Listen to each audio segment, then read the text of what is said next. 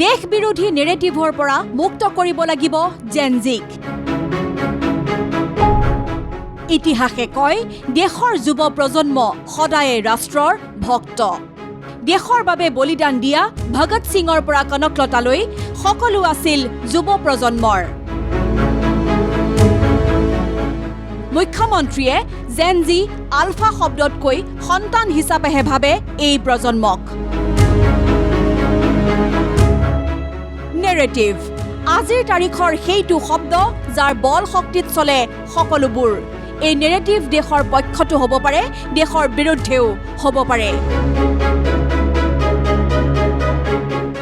দেশ বিৰোধী নেৰেটিভৰে আজিৰ যুৱ প্ৰজন্মক পৰিচালিত কৰিব খোজাৰ কেতবোৰ অভিযোগ শেহতীয়াকৈ উঠি আহিছে। এনে পৰিপ্ৰেক্ষিতত স্বাধীনতা দিৱসৰ দিনটোত বিজেপিৰ ৰাজ্যিক সভাপতি দিলীপ শইকীয়াৰ যুৱ প্ৰজন্মলৈ আহ্বান। দেশ বিৰোধী নেৰেটিভত ভৰি নিদিব যুৱ প্ৰজন্মই।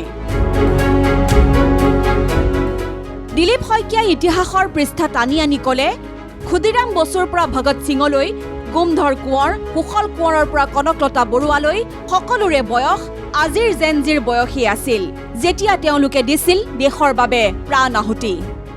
এই যুৱ শক্তি, এই যুৱকসকলে দেশৰ কাৰণে স্বাধীনতা সংগ্ৰামৰ সময়তে হওক বা এতিয়াই ঢুকি নোপোৱা দিনৰে পৰা হওক, যুৱ শক্তিয়ে সদায় দেশৰ কাৰণে, সংস্কৃতি ৰক্ষাৰ কাৰণে প্ৰাণ বলিদান দিছে। 18 বছৰীয়া ক্ষুদিৰাম বস হওক, ভগত সিং হওক, আমাৰ অসমৰ কুশল কোঁৱৰ, কনকলতা বৰুৱাৰ পৰা আৰম্ভ কৰি গুমধৰ কোঁৱৰলৈকে যিসকলে দেশৰ কাৰণে প্ৰাণ বলিদান দিছে, বেছিভাগৰে বয়স সেই যুৱ বয়স। মুখ্যমন্ত্ৰীৰ মতে জেনজি আলফা ইউৰোপৰ পৰা আমদানিকৃত শব্দ। খানাপাৰাত স্বাধীনতা দিৱসৰ ভাষণত মুখ্যমন্ত্ৰীয়ে ক'লে, জেনজি আলফা কোৱাতকৈ পুত্ৰ পুত্ৰী হিচাপেহে ল'ব বিচাৰে এই প্ৰজন্মক।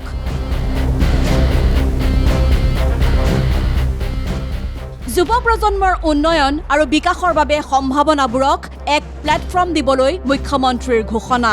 ৰাজ্যত গঠন হ'ব যুৱ সবলীকৰণ আৰু উন্নয়ন নামৰ নতুন বিভাগ। এইবিলাক হৈছে ইউৰোপীয়ান সংস্কৃতিৰ পৰা অহা একোটা কনচেপ্ট। কিন্তু আমাৰ জীৱনৰ বাবে আমাৰ পুত্ৰ আৰু কন্যাতকৈ ডাঙৰ একোৱেই হ'ব নোৱাৰে। ৰাজ্যৰ সম্পদক ব্যৱহাৰ কৰাৰ আমাৰ দায়িত্ব আছে। মোৰ বাবে বিদ্যালয়ত, মহাবিদ্যালয়ত পাঠ কৰা, অধ্যয়ন কৰা, বিশ্ববিদ্যালয়ত অধ্যয়ন কৰা তেওঁলোক জেনজি জেন আলফা নহয়। মোৰ বাবে তেওঁলোক মোৰ পুত্ৰ, মোৰ বাবে তেওঁলোক মোৰ কন্যা।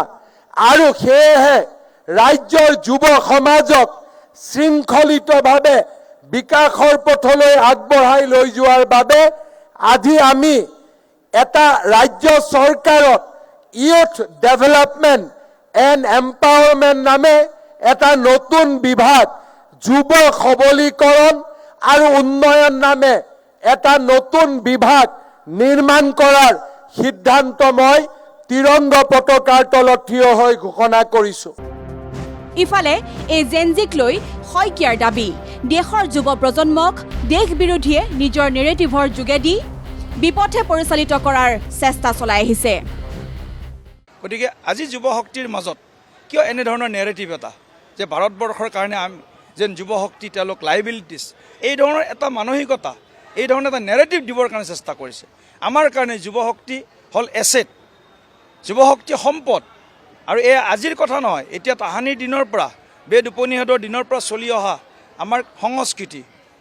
গতিকে আজিৰ দিনত কিছু ৰাজনৈতিক শক্তি, কিছু অসামাজিক বা ভাৰত বিৰোধী শক্তিয়ে একলগ হৈ ভাৰতবৰ্ষৰ এই যুৱ শক্তিৰ মাজত অস্থিৰতা অনাৰ প্ৰয়াস কৰিছে। লগতে বিজেপিৰ ৰাজ্যিক সভাপতিগৰাকীয়ে ক'লে, ছিষ্টেমৰ শুধৰণি বিচৰা ভুল হ'ব নোৱাৰে। কিন্তু দেশৰ অখণ্ডতালৈ ভাবুকি অনা শক্তিৰ দ্বাৰা পৰিচালিত হ'ব নালাগে জেনজি।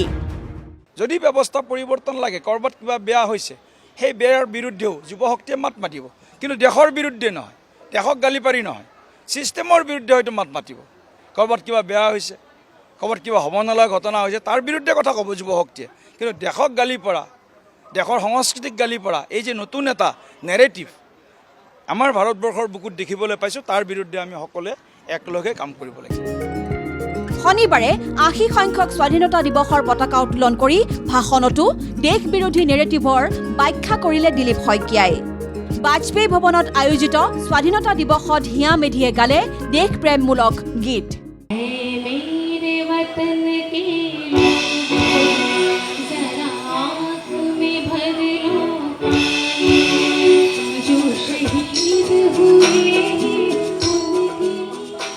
বিজেপিয়ে সম্বৰ্ধনা জনালে পদ্মশ্ৰী নুৰুদ্দিন আহমেদ আৰু পৰিৱেশ কৰ্মী পূৰ্ণিমা দেৱী বৰ্মনক।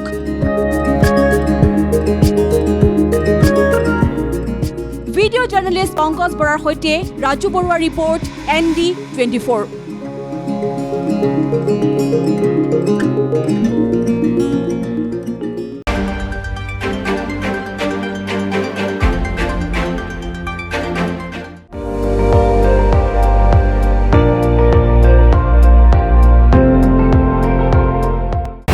আপুনি চাই আছে ND24, সৰ্বশ্ৰেষ্ঠ নহয় সৰ্বোত্তমৰ দৌৰ।